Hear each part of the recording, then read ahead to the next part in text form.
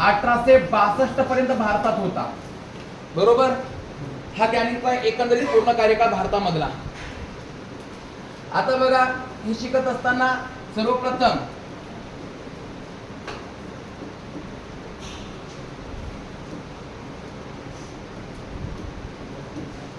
आता 1856 पासून 1856 ते 1858 या काळात तो भारताचा शेवटचा गव्हर्नर जनरल होता. या काळामध्ये तो शेवटचा गव्हर्नर जनरल.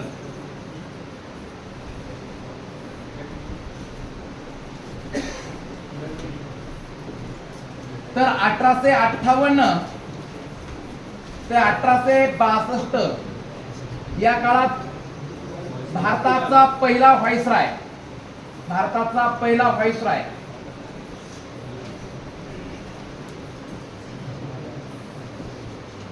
बघा, 1858 ते 1862 या काळात भारताचा पहिला व्हाईसराय. तर 1856 ते 1858 भारताचा शेवटचा गव्हर्नर जनरल.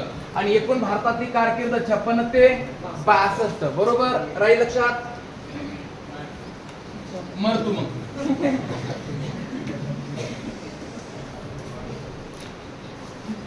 कुठून आला रे?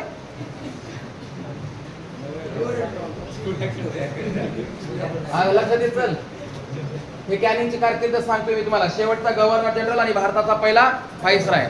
पाहूया त्याच्या काळामध्ये कुठाने. क्रमांक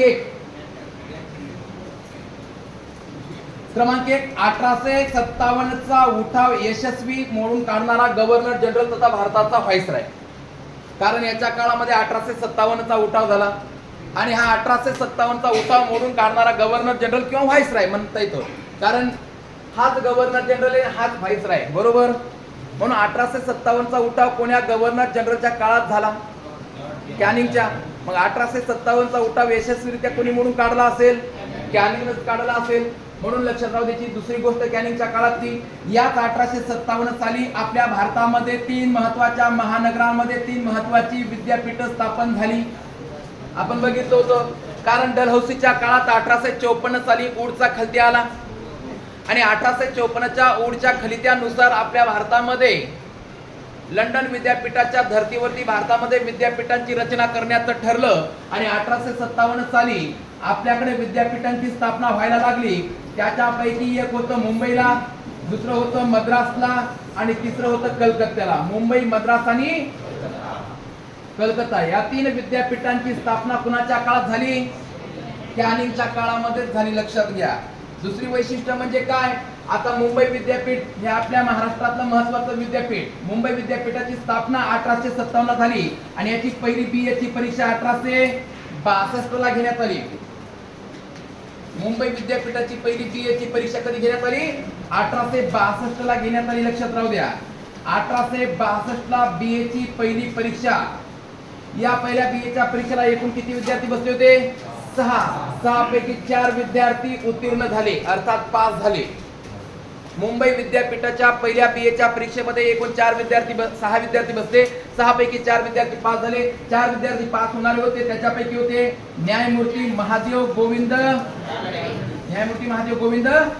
रानडे. त्याच्यानंतर 2 नंबरला होते बाबा मोडक. 3 नंबरला होते बाबा वागळे आणि 4 नंबरला होते रामचंद्र गोपाळ भांडारकर. बघा, हे 4 ते विद्यार्थी होते जे पहिल्या BA च्या परीक्षेमध्ये उत्तीर्ण झाले होते 1862 ला. आणि या टाइमला मुंबई विद्यापीठाचे पहिले कुलगुरू कोण होते रे पोरो? सांगा. मुंबई विद्यापीठाचे पहिले कुलगुरू कोण होते? Sir John Wilson. मुंबई विद्यापीठाचे पहिले कुलगुरू सर जॉन विल्सन.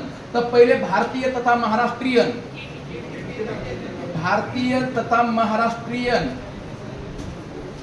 कोण होते? पूर्ण नाव ते माहित नाही. KT तेलंग माहित आहे फक्त आम्हाला. काशीनाथ त्र्यंबक तेलंग अर्थात KT तेलंग. कार्यकाळ होता 1892 1893. 1892 1893 या काळामध्ये केटी तेलंग हे मुंबई विद्यापीठाचे कोण होते? कुलगुरू होते. लक्षात घ्या, हे कॅनिंगच्या काळातली गोष्ट सांगतोय. याच कॅनिंगच्या काळामध्ये 1859 ला 4 स्फोट भारतात आले. बघा, 1859 ला 4 स्फोट भारतात दुसऱ्यांदा आले. पहिल्यांदा 1854 ला आले होते. पुढचा खंद्या, पुढचा खरित्या म्हणजे सर चार्ल्स फूड यांच्या अध्यक्षतेखाली आयोग स्थापन झाला होता ना, ते सर चार्ल्स फूड आता 1859 ला भारतामध्ये आले. आणि या ओढच्या सल्ल्यानुसार कॅनिंगनं भारतातल्या प्रत्येक प्रांतात शिक्षण खातं सुरू केलं. प्रांतिक शिक्षण खातं सुरू केलं. जसं आज आपल्याकडे प्रांतिक म्हणजे घटक राज्यामध्ये शिक्षण खातं आहे की नाही. उदाहरणार्थ आपण म्हणतो की नाही महाराष्ट्राचे शिक्षण मंत्री, म्हणजे आता आपल्याकडे शिक्षण खातं आहे की नाही. खातं म्हणजे शिक्षण विभाग. खातं म्हणजे काय? शिक्षण विभाग. नाही तर पुन्हा म्हणतात शिक्षणाचं बी खातं असते काय. आम्हाला 2च खाते माहीत, चहा टपरीचं, पान टपरीचं. बर, आणि तसे तुझे 2-4 अकाउंट आहेत. 1859 ला 4 स्फोट भारतात आले. त्याच्या सल्ल्यानुसार कॅनिंगनं भारतातल्या प्रांतामध्ये शिक्षण खातं सुरू केलं. लक्षात घ्या. पुढची गोष्ट, याच कॅनिंगनं काय केलं, संस्थानिकांच्या आणि सरदारांच्या जे संस्थानिक होते भारतात, या संस्थानिकांच्या सनदा परत करण्याची घोषणा केली. पुन्हा कॅनिंगनं. हा पण प्रश्न आला होता.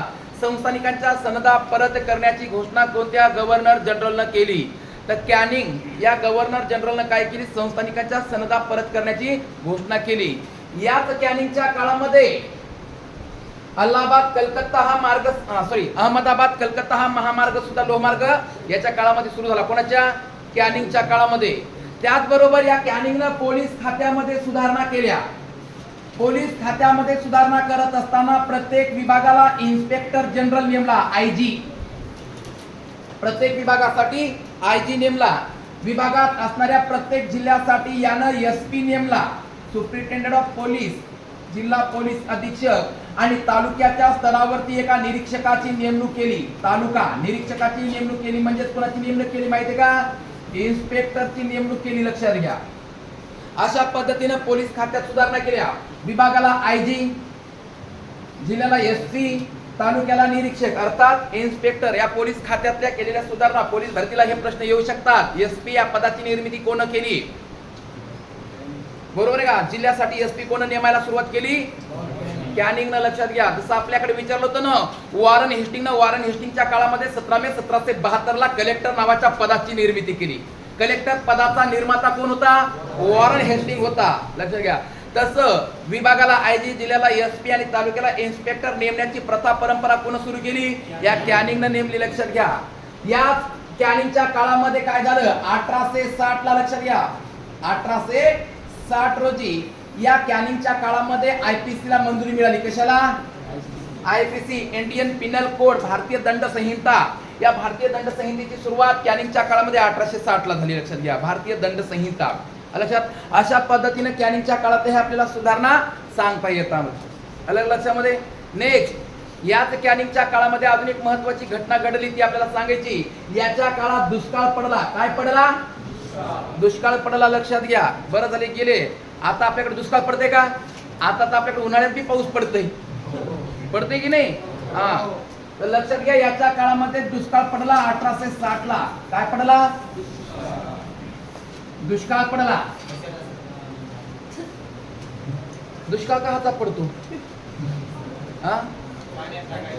मग पाण्याचा दुष्काळ पडणं. लग्नाचा दुष्काळ पडायला का?